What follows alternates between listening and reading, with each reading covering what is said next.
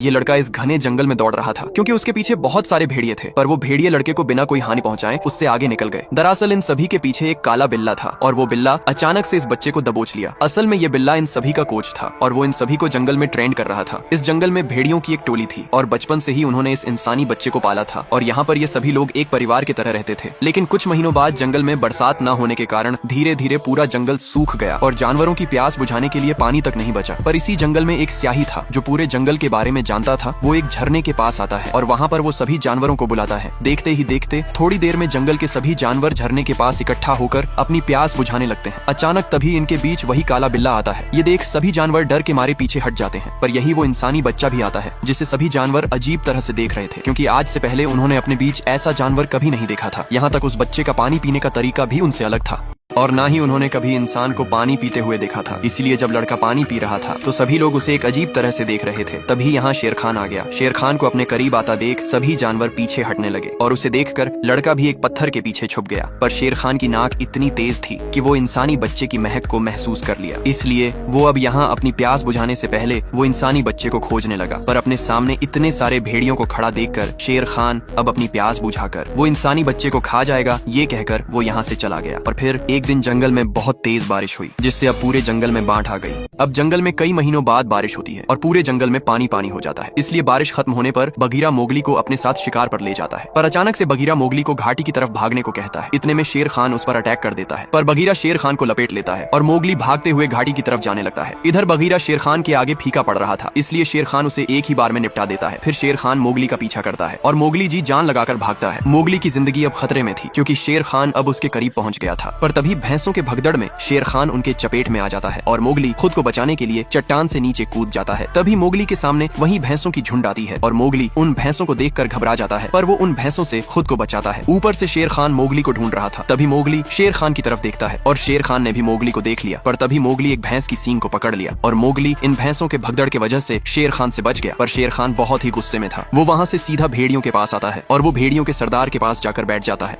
अब भगदड़ में मोगली खुद को भैंसों से बचा रहा था और ऊपर खड़ा शेर मोगली को ढूंढ रहा था। तभी मोगली की नजर शेर पर पड़ती है। शेर भी मोगली को देख लेता है, इसलिए मोगली शेर से खुद को बचाने के लिए वो एक भैंस के सिंग को पकड़कर उनके साथ चला जाता है। इसलिए अब शेर को बहुत तेज गुस्सा आता है। शेर यहाँ से सीधा भेड़ियों के पास जाता है और भेड़ियों के सरदार अकेला के पास जाकर बैठ जाता है। सभी भेड़िए डरे हुए थे, इससे पहले वो उससे कुछ कहते। तभी शेर अकेला को उठाकर खाई में फेंक देता है और वो यहाँ पर अपनी हुकूमत का ऐलान करता है और जल्द से जल्द भेड़ियों से मोगली को उसके पास लाने के लिए कहता है। इधर मोगली भैंस के पीठ पर बैठकर वो काफी दूर एक दूसरे इलाके में चला आता है जहाँ वो सभी चीजों से अनजान था। थोड़ी दूर आगे आने पर मोगली को एक बड़े सांप की खाल मिलती है और वो जैसे ही उस खाल को उठाकर देखता है अगले ही पल वही सांप आकर मोगली को दबोच लेता है और वो जैसे ही उसे खाने जाता है वैसे ही एक भालू आकर मोगली को इस बड़े सांप से उसे बचा लेता है और मोगली को अपने साथ अपने गुफा में ले आता है। और फिर अगले सुबह भालू मोगली से उसके लिए 50 फीट ऊपर चढ़कर मधुमक्खियों का शहद तोड़ने के लिए कहता है। ये लड़का यहाँ बैठा हुआ था। तभी अचानक बहुत सारे बंदर बिना किसी वजह के इस लड़के को पकड़कर उसे अपने साथ लेकर जाने लगते हैं। वो सब उसे एक के बाद एक उछालते हुए उसे पेड़ों के रास्ते से लेकर जा रहे थे। लड़का चीखता और चिल्लाता रहता है, पर ये बंदर उस पर कोई रहम नहीं दिखाते। लड़के को चिल्लाता देख भालू और तेंदुआ दोनों उसे बचाने के लिए उसके पास जाते हैं, पर अफसोस कि तेंदुआ और भालू दोनों बंदर की तरह पेड़ पर उछल कर नहीं जा सकते थे, इसलिए अब वो उसे बचाने के लिए अपना शॉर्टकट रास्ता अपनाते हैं। इधर ये बंदर लड़के को जंगल पार करके एक पहाड़ी इलाके पर ले आते हैं। ये इलाका काफी डरावना और पुराना भी लग रहा था, पर बंदर लड़के को धक्का मारते हुए उसे किले के अंदर ले जाते हैं और सभी बंदर लड़के को बीच आंगन में खड़ा करके वो पीछे हट जाते हैं। फिर लड़का वहीं पर पास रखी एक घंटी को उठाता है और उसे बजाने लगता है। घंटी का आवाज सुनते ही सभी बंदर डर के मारे छुपने लगते हैं। ये देख लड़का उस घंटी को वापस वहीं रख देता है और वो जैसे ही पीछे मुड़ता है अचानक अंदर से उसके सामने एक विशालकाय हाथ बाहर निकलता है। वो हाथ एक बहुत बड़े बंदर का हाथ था जो इन सभी बंदरों का राजा था। उसी ने इन बंदरों से इस लड़के का अपहरण करवाया था। दूसरी तरफ तेंदुआ और भालू वो दोनों भी अब पहाड़ी इलाके पर पहुंच गए थे और अब वो दोनों सीधे इस किले में आते हैं। इस बंदर को इस लड़के से रक्त फूल चाहिए था। वो इस लड़के से उसे इंसानों के बस्ती में जाकर उसके लिए रक्त फूल लाने के लिए कहता है, पर लड़का इंसानों की बस्ती में जाने से मना करता है। ये सुन बंदर गुस्से से सारे फल फूल को फेंकने लगता है। दूसरी तरफ भालू और बघीरा लड़के को बचाने के लिए वो भी अब यहाँ आ जाते हैं। भालू आते ही बंदरों के राजा लुई का तारीफ करके बाकी सभी बंदरों का ध्यान अपने तरफ आकर्षित करने लगता है। मौका देखकर दूसरी तरफ से बघीरा इस लड़के को इशारा करते हुए उसे वहाँ से निकलने के लिए कहता है, पर जैसे ही लड़का यहाँ से निकलता है तभी उसे एक बंदर देख लेता है। तभी बंदरों का राजा उन्हें पकड़ने का आदेश देता है, पर भालू बघीरा और लड़का था उनसे बचते बचाते हुए किले से बाहर निकल जाते हैं। लेकिन बंदरों का राजा लुई, जो कई बरसों से इस किले के अंदर छिपा था, अब वो उन्हें पकड़ने के लिए पहली बार अपने किले से बाहर निकलता है और पूरी ताकत से चिल्लाता है, जिससे पूरा किला गूंज उठता है और उसकी आवाज सुनकर सभी लोगों की सांसें थम जाती हैं।